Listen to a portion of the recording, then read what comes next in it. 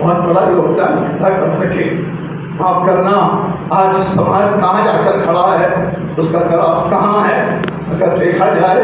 ہم اگر خون کے آنسو ہوئے جب بھی ہمارے لیے ناکافی، لیکن الحمدللہ یہ امید کی کرن ہے جو ہمارے سامنے آئی.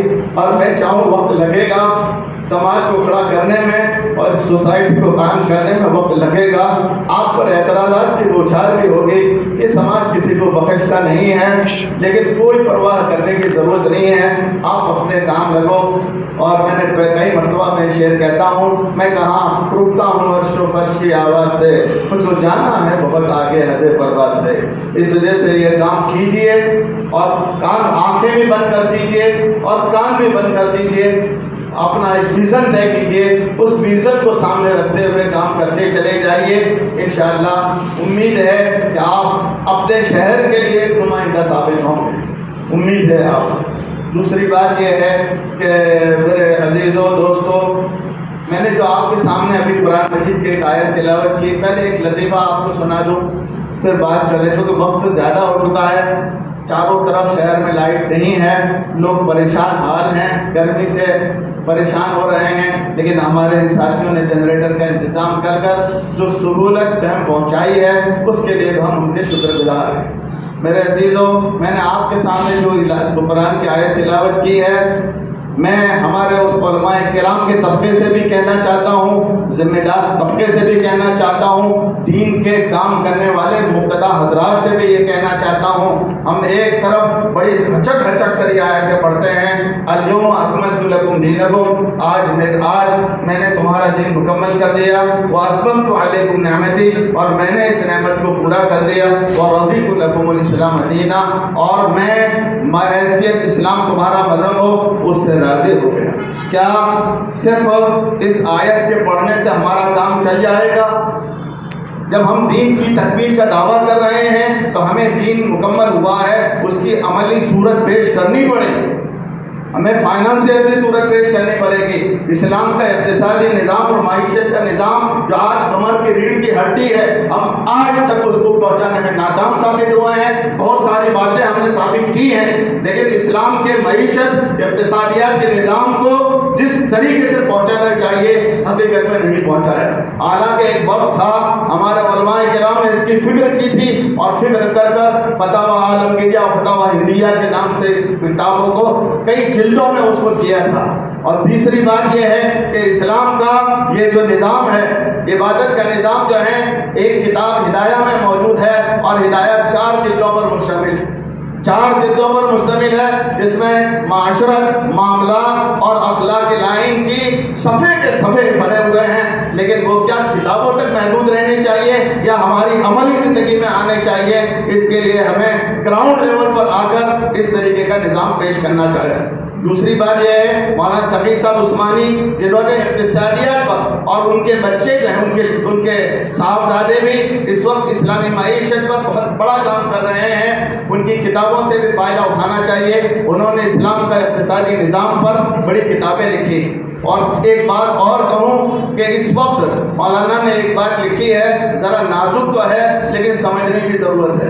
وہ یہ لکھی کہ بہت ساری جگہوں پر ہم اسلامی اعتبار سے اسلامی انقلاب کا نعرہ دیتے ہیں، لیکن اسلامی انقلاب آنے کے بعد ناکام ہو جاتے ہیں. اور اس ناکام ہونے کی وجہ یہ ہے کہ اسلام کا جو سرمایہ ہے اس کو آج کے دور میں اثر نو کھنگالنے کی ضرورت ہے، اور آج کے دور پر جو اصول ہیں اس کو مرتب کر دنیا کے سامنے لانے کی ضرورت ہے. آج پورا نظام ڈیجیٹل ہو رہا ہے.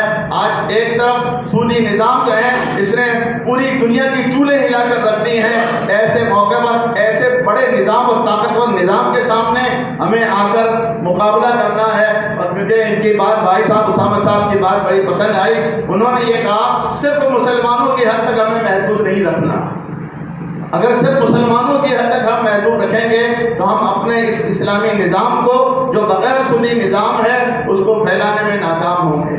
اگر ہم نے اس نظام کو اور زیادہ بڑھایا اور اس میں اپنے برادران وطن کو بھی شامل کیا تو انشاءاللہ ایک دن آئے گا جو ہمارے اسلامی نظام کی خوبیوں کو قبول قبول کرنے پر مجبور ہوں گے۔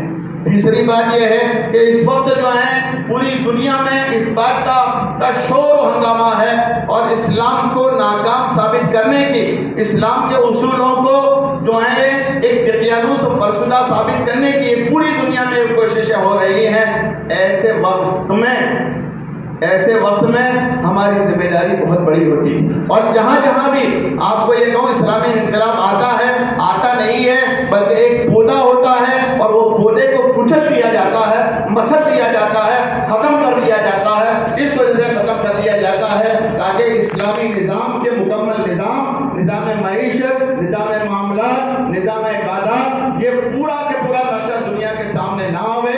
اگر دنیا کے سامنے اس اسلامی نظام کی خوبیاں اور برکتیں آ جائیں گی تو دنیا ہمارے ہاتھوں میں نہیں رہے۔ ابھی ہم لوگ یہاں موجود تھے، ہمارے ڈاکٹر ساجد صاحب بھی موجود تھے، ہمارے ایک مہمان آئے تھے، انہوں نے یہ بتایا تھا کہ دنیا کا پورا کے پورا نظام کرش ہو رہا ہے، اور وہ یہ کچھ آرٹیفیشیل جو لوگ جو ہیں جو چلا رہے ہیں وہ اپنے باندھ میں لے رہے ہیں، اپنے باندھ میں وہ چاہیں گے تو دنیا کے تاپمان کو بڑھا دیں گے اور لوگوں کی جانوں کے ساتھ کھلواڑ کریں گے۔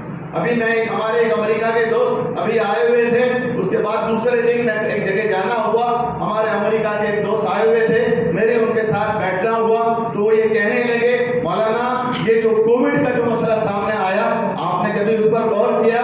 میں نے کہا نہیں، کہ دیکھیے کووڈ کا جو مسئلہ سامنے آیا تو یہ بھی ایک سوچی سمجھی پلاننگ کے اعتبار سے تھا، اور ایک بات کہی کہ آپ نے دیکھا کہ اس کی ویکسین جو بنائی گئی، دنیا میں ویکسینیں بنتی ہیں لیکن سالہ سال اس ویکسین کے بنانے میں تجربے کے بعد گزرنے کے بعد بنتی ہے، اور یہ تھوڑی سی مدت کے اندر ویکسین سامنے آ گئی۔ اس کے پیچھے کیا ڈرامہ رچا گیا تھا، اس کے پیچھے کیا نوعیت تھی، یہ دنیا کے سامنے نہیں۔ اس وجہ سے ایسے جو لوگ ہیں کہ جو دنیا کی اور یہ ہو رہا تماشا ہماری آنکھوں کے سامنے ہو رہا کہ دنیا جو ہے لاشوں کے ساتھ، انسانی لاشوں کے ڈھیر پر جو ہے اپنی کمائی اپنے سرمایے پر رکھنا چاہتی ہے۔ ایسے وقت میں اگر ہم سچائی اور ایمانداری کے ساتھ اسلامی نظام اور اسلامی نظام کی حقانیت کو اگر ثابت کریں گے، میں ہمارے علماء کرام سے شاید میری آواز سلام سہرا ثابت رہو کہ آج کا مجدد، آج کا مبتدا وہ ہے کہ جو عصری علوم اور عصری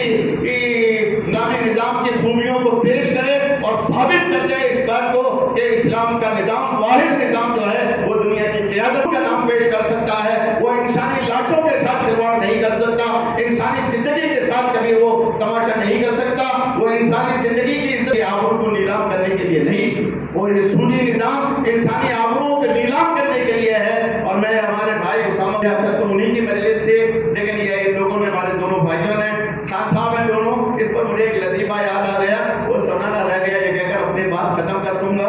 وہاں موجود تھے، مجھے ہمارے ایک ساتھی نے پوچھا مولانا آپ بھی خان صاحب ہیں؟ میں نے کہا خان صاحب تو نہیں ہوں لیکن خان صاحبوں کے گھیرے میں ضرور، میرے رشتے دار بھی خان صاحب ہیں، میرا ننہال بھی خان صاحبوں سے ہے، اور میرے بہت سارے داماد بھی ایک تو ماشاءاللہ بیٹھے ہوئے ہیں میرے پاس، ڈائمنڈ بھائی یہ خان صاحب بیٹھے ہوئے ہیں، تو میں خان صاحبوں کے گھیرے میں ضرور ہوں۔ اس وجہ سے ہمارے جو خان صاحب لوگوں نے بات کہی ہے، اللہ کرے کہ اس کا عملی ڈھانچہ ہمارے نوجوان بچوں نے ہمت، لیکن ان بچوں نے جو ہمت کی ہے، ہم نے ان کی ہمت کی جو ہے ہم داد دیتے ہیں، ہم ان کو کہتے ہیں آگے بڑھیے، راستہ آپ کے لیے کھلا ہوا ہے، اور وقت آئے گا کہ آپ کا اصولوں کے ساتھ آپ آگے بڑھتے رہے۔ آج ضرورت ہے، دنیا بے چین ہے، دنیا بے قرار ہے، آپ بڑے سے بڑے میں نے دیکھا ابھی ملے ہمارے امریکہ کے، میں نے ان سے پوچھا کہ بھائی یہ بتا تو یہ امریکہ میں رہنے کا زیادہ پسند ہے؟ ہاں، ٹیکنالوجی سے عاجز آ چکے ہیں، اور میں یہ کہتا ہوں اگر ہمارے بردباش یہاں اختیار ہو جائے تو ہمیں سکون کی زندگی حاصل ہے۔ ٹیکنالوجی